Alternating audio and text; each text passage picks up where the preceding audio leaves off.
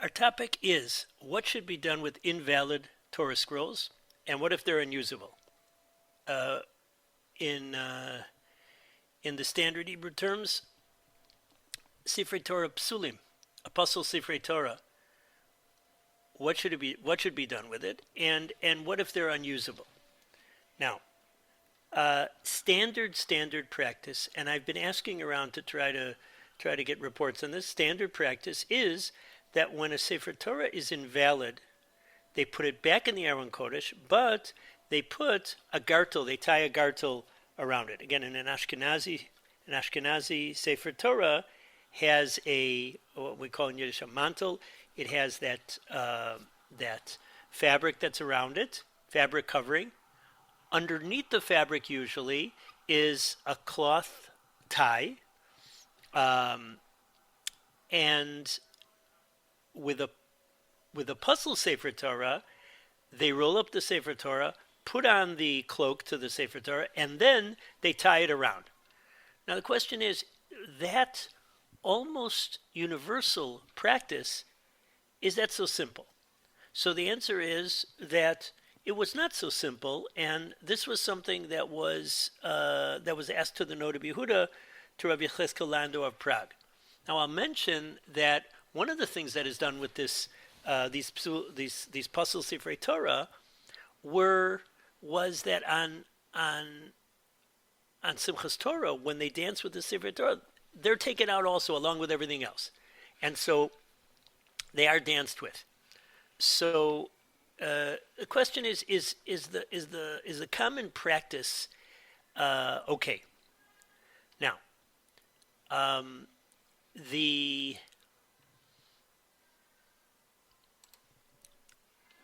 Noda B'Yehuda that we're learning is in Madura Comments in the first volume, and it is Tshuva Tet. And it's written Le'arav Mufla Moreno Rav Yaakov. So I'm not sure who this is. And the Noda B'Yehuda assigns his name Divrei Hadorei Shlomo. These are the words of one who is inquiring for your welfare. So, just a little background for this.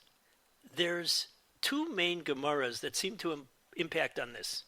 Number one seems to go against our common practice, which is Sefer Torah Shabala, a Sefer Torah that is worn out. So it should be put in a clay or pottery vessel and buried next to a Talmud Chacham. That's Gemara number one. Gemara number two is that it's forbidden to leave around an uncorrected Sefer Torah, a Sefer Sheinu Mugeh, and you have 30 days. After 30 days, you have to hide it. So now, Apostle Sefer Torah would be a Sefer Sheinu Mugeh, would be an uncorrected Sefer Torah, and that should be, you should have this 30-day limit for that Sefer Torah to be around. So those are two Gemaras that are that impact on this. There's a third Gemara that also impacts on this, and this is quoted famously, at least in this topic, famously it's quoted by the Sefer Chasidim. Sefer Chasidim is Rabbi Yehuda HaChassid of the world of Chachmei Ashkenaz, of Chasidi Ashkenaz, the pious mystics of Ashkenaz, and in Tuf Kuf Lamed Dalet, if I have the quote right. So he says that Luchos v'Shivrei, based on the Gemara, that Luchos v'Shivrei Luchos Munachim Baron, that both the two tablets, the second tablets that came down on Yom Kippur with Moshe Rabbeinu, and the broken Luchos, the ones that came down on Shivasar B'Tammuz and Moshe Rabbeinu broke, both of those are in the Aron. So says the Sefer Hasidim. So we put the worn out Sifrei Torah in the Aron, along with the Aron Kodesh, along with the kosher Sifrei Torah.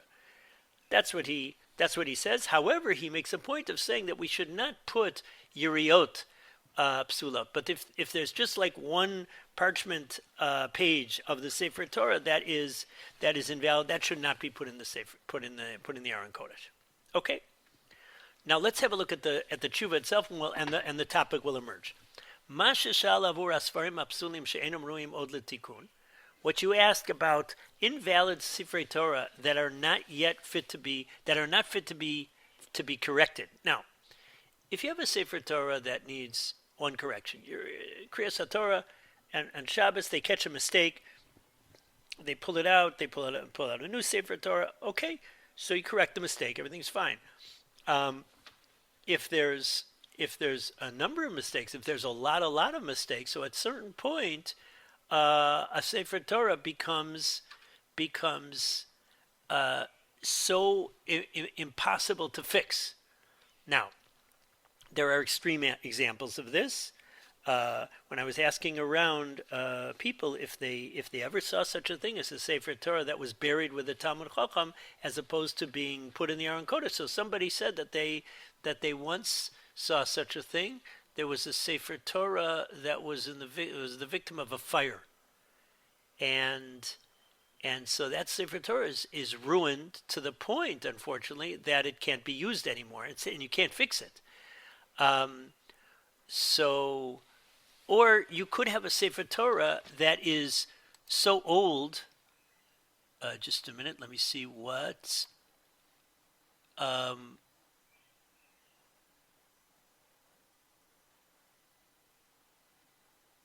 Oh, interesting. I'm going to read this out loud. What Ariel shared. In honor of Jewish American Heritage Month, the Library of Congress had a lecture on Jews in the American Revolution. In it, I learned that in 1776, the British forces took possession of New York City. Many of Sherit Yisrael's congregants fled the city, with a significant number of the men joining the military of the American Patriots. Several British soldiers desecrated 2 of Sherit Yisrael's Torah scrolls. The congregation maintains these scrolls as historical memories of the Revolutionary War period. The soldiers who desecrated the Torah scrolls were severely punished by the British authorities, and there's a link to it on the She'erit Yisrael.org website. Thank you, Ariel. So now, by the way, that also is a sniff. That's a certain subcategory of our topic. What about putting Sefer Torah in a museum? And I'll just put that question out there. We'll learn the tshuva inside, and then perhaps raise some other issues that need to be explored more. So now you ask about this topic. Are you able to put it in the Aron Kodesh, which is sanctified, meaning which has the level of sanctity which is appropriate for the kosher Sefer Torah? Ve'vi malato, the questioner wrote,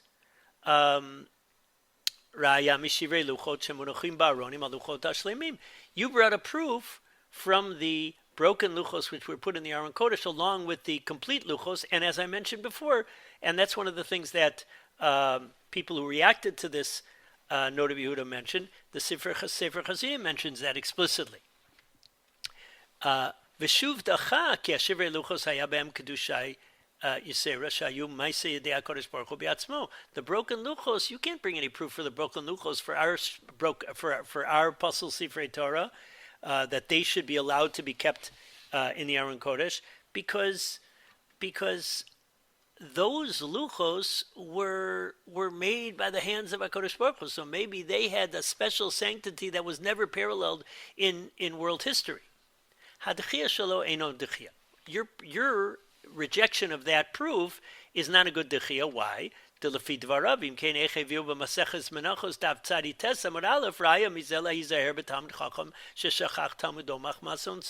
how could you use this as a proof in the Gemara Menachos, which wants to say, just like the broken luchos are in the Aron Kodesh, you should watch out for a Talmud Chacham who forgot his learning. Meaning a Talmud Chacham who forgot his learning would be parallel to the broken tablets, And just like the broken tablets were in the Aron Kodesh, along with the complete tablets, the second one that came down and stayed whole for all history, wherever they are right now. But and similarly, a Talmud Chacham who once was complete luchos, so to speak, because he knew all his learning, etc. But later on, he forgot his learning. But you should watch out for him, because just like the broken luchos were in the Aron Kodesh, so also the, so to speak, broken luchos, the Talmud Chacham who forgot his learning, is still retains his some level of his status. Now, aval be'emes ikara raya shelo eino klum. What kind of a proof is that? Now we know that the Sefer Hasidim did use this as a proof, and the Noda B'Yehuda is critiqued for that. But he says, what is the proof though? Wait a second. There, initially, the proof, the Aron Kodesh that Moshe Rabbeinu made was made at God's instructions to include the broken luchos. Upshita de Tanai mitchila moela. So that certainly is true. Everybody would agree that if you made an Aron Kodesh conditionally to be able to put in the puzzle Sifrei Torah, that should work. Kamavu b'orach chaim siman membed sif gimel b'haga v'alfa piken yafel chicho mizeh lizaher b'misha shachach talmidom midachasinan shik b'da Kodesh Baruch Hu shivrei luchos la'anicham laram v'hisna al tanai hazeh. So you see that HaKadosh Baruch Hu made a point of making sure that the broken luchos would be put in an Aron. So you learn from there that HaKadosh Baruch Hu is particular about was taking into account what to do with the broken luchos. But according to the questioner was saying that the broken luchos were in a class unparalleled in world history. Well, then, how could you compare it to a Talmud Chacham who lost his learning? That's also that's too normal. Okay. Now, up until now, he seems to be saying that this proof is not so strong, because the fact that the broken luchos were allowed to be in the Aron Kodesh, that was a condition that was built into them initially. Amnam ladina, but according to the halacha, though, says the Noda B'Yehuda. Just a second. Im halacha zorufefes biadecha puk chazi mayam adavar. As the Gemara says, if you're not sure what the halacha is, just see what people are doing. In other words, to a certain degree, we can assume that what people are doing is proper practice. Not because everybody's great tzaddikim, but with things having to do with the shul, so it makes a lot of sense that people are being directed by Rabbanim from the previous generations about what to do, especially about things that involve the klal. When we find a mistake in the Kriyas HaTorah, you bring the Sefer Torah back to the Aron Kodesh and you take a different one. We don't put it in a side room. We don't have a special room or a special place in the shul where we put a puzzle Sefer Torah. We don't sort of sit it down on a table and take care of it after Shabbos. We put it back into the Aron Kodesh. Even though it's invalid, you see that it's okay to put it into the Aron Kodesh where the kosher Sifrei Torah are.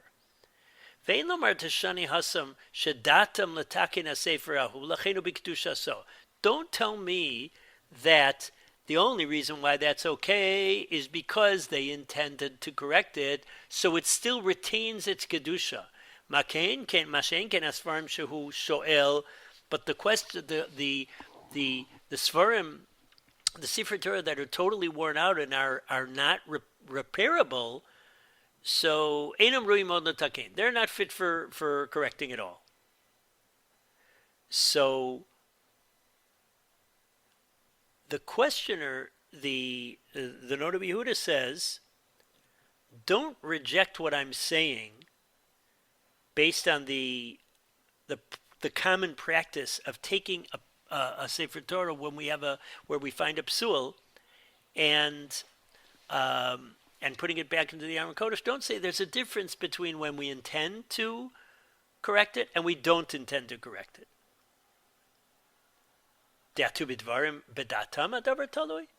Should this depend on them? Shal kol ponim, meaning what they intend, should that make a difference about the level of Kedusha of the Sefer Torah? Shal kol ponim, al kol zman shelo nitkana, reu pasul.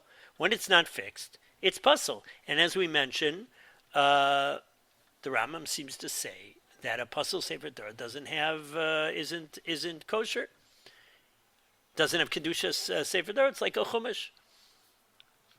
Ve'od, degam sfarim elu, ma she'enan ru'in letakein hainu mirova tircha.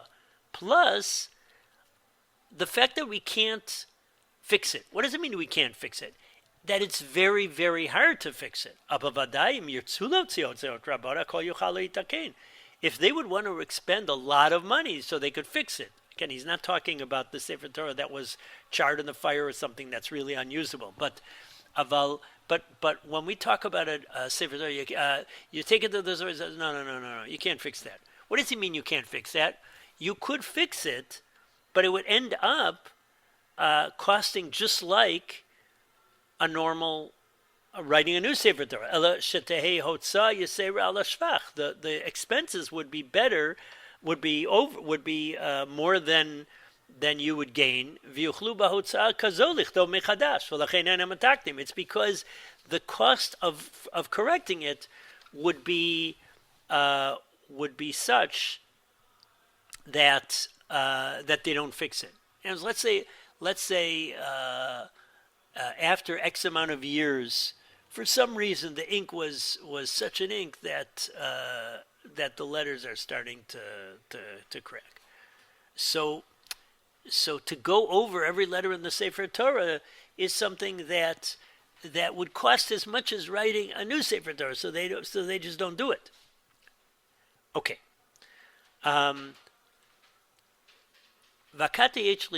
We could still push off this proof in the following way. The Sefer Shenimtza Bo Psul, when you find an invalid point in the Sefer Torah, Akati Ksherim Sharchum She Torah. The rest of the Sefer of the Torah scrolls the rest of the books of the Chumash, Shebaoto Sefer Atzmo. Well, let's say you find a mistake in Bamidbar, but Breshis, Shmos, and Vayikra are still kosher. The kosher likrosbo kamavur ba'orachayim siman kuf membet sif daled bahaga. So you could read technically from a sefer that has a kosher, one of the Chamisha Chumshei Torah. Let me just pull this out. Orachayim Kuf Mem Gimel Sif Daled. The Ramah brings, I'll read the end of a Ramah in Orachayim Kuf Mem Gimel Sif Daled. Uveshas hadchak. What do you do in a very, very difficult, pressured situation? She'ein latzibur rak sefer Torah pasul. A congregation, all they have is a pasul sefer Torah. Ve'ein sham mishi yuchal letakno, and there's nobody that's able to fix it. Yesh amrim diyesh likros bo v'tzibur levarech alav. The Kolbo and the Avudraham say that you can read it in public for the Kriyas HaTorah, and you can make brachos over it. The Yesh poslim, however, that's the Kolbo and the Avudraham, but the Rashba and the Truma Sadeshin and the Agos Maimonios, so they all say no. V'im chumash echad shalem below ta'us. If there's a chumash, one of the 5 books of the Torah that is still intact without a mistake, yesh la'kel v'likros bo so chumash afu b'sheish taos b'acherim. You can be lenient to read in that chumash, even though there are mistakes in the others. So let's say you know I'll give you an example. Let's say they're, they find a number of mistakes in the Sefer Torah, and they realize that the Sofer, even though he wrote nicely, and the ink is fine, and the parchment's great, but he made mistakes. Whatever, he was inaccurate for whatever reason, and so they decide they're going to be going over the Sefer Torah, and they went over Breshis, Shmos, Vayikra. Bamidbar, they didn't go over Dvarim yet. But the Kriyas HaTorah now is in a week of Breshis, Shmos, Vayikra, or Bamidbar. So according to the Ran that the Ramah quotes, you could read from the Sefer Torah in that Chumash. So that's the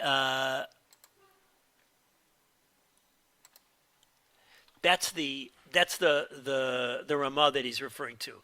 So he's saying a Pasal Sefer Torah, but a Chumash might be intact. Va'od the Sefer Shenimtza bo ta'us davar ragil hu v'yesh lomar lev based in masna alem. Not only that, again going back to the initial thing that he said about the Aron Kodesh with the Shivrei Luchos, it's not an uncommon thing to find a mistake in a Sefer Torah.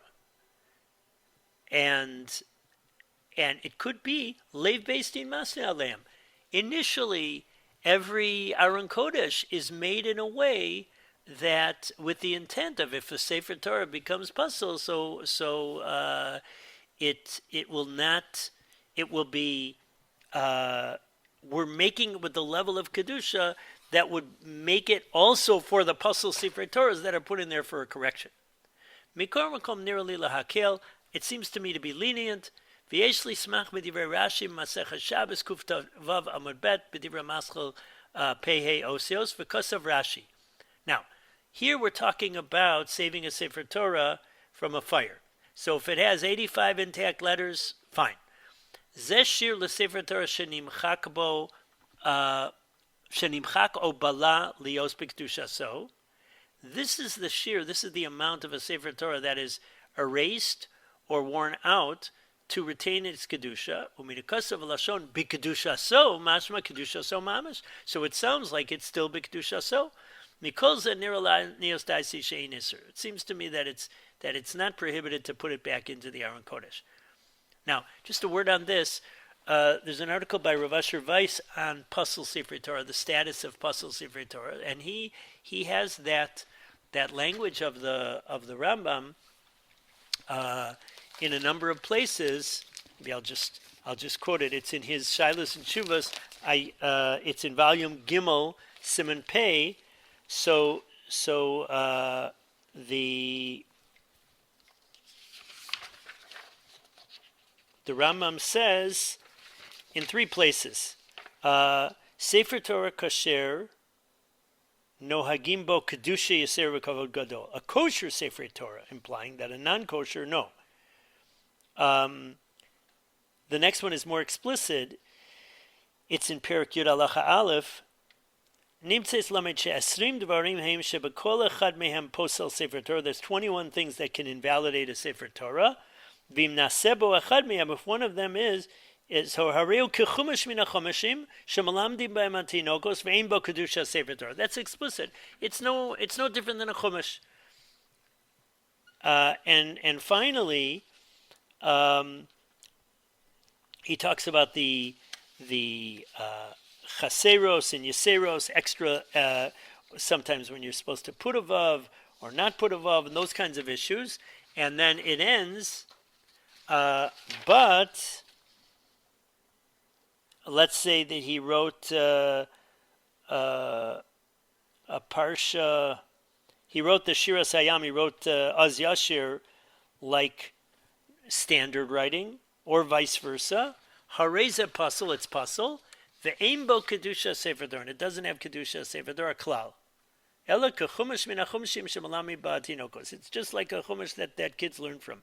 So this seems to be very clear cut, and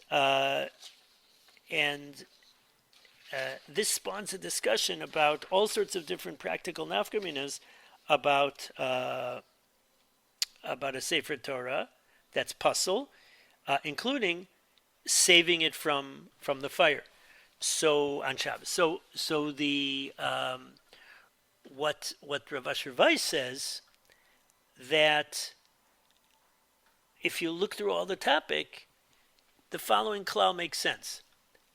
A Sefer Torah that's puzzle cannot be treated with disgrace. Asur levazoto. It can't be allowed to be disgraced. But it doesn't mean that it has the kedusha Sefer Torah for the mitzvah of Kriyas HaTorah, etc. That's the issue. Back to the Noda B'Yehuda. B'chol ze ani omer shemitzad kedushas ha'aron eino eser. That's all with regards to, does this negatively impact on the kedusha of the Aron Kodesh? Okay. But still, maybe people will come to read from it, and that'll end up then we'll end up reading from a sefer, from a puzzle sefer Torah. V'imivur b'yoradea siman reish ayin tesh sefer Torah she'eno mugeh asur lashos or yosem mishloshim hamali yatakeno yiganez. So doesn't the Shulchan Aruch paskin what we mentioned initially, one of the three important gemaras that is in this sugya, that a sefer Torah that's not corrected can't be left around for more than 30 days. Rather, you should either fix it or hide it or put it in geniza.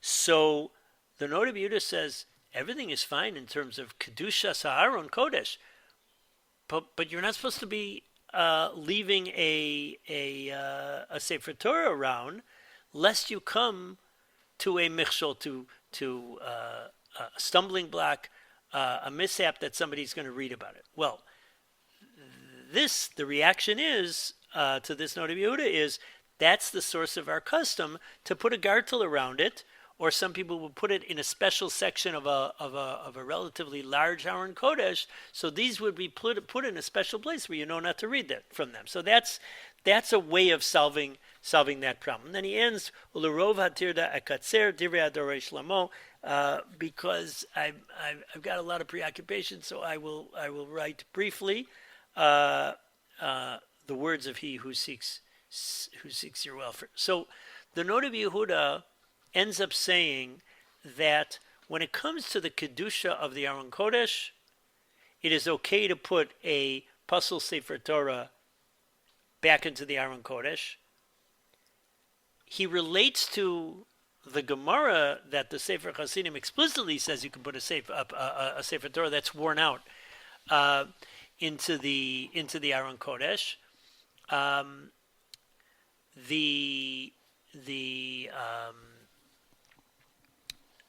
The reason why he says, though, is that it's very likely that the Aron Kodesh is made with that in mind. Again,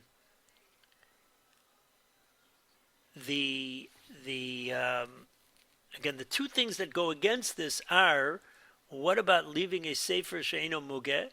What about leaving around a sefer that's not corrected?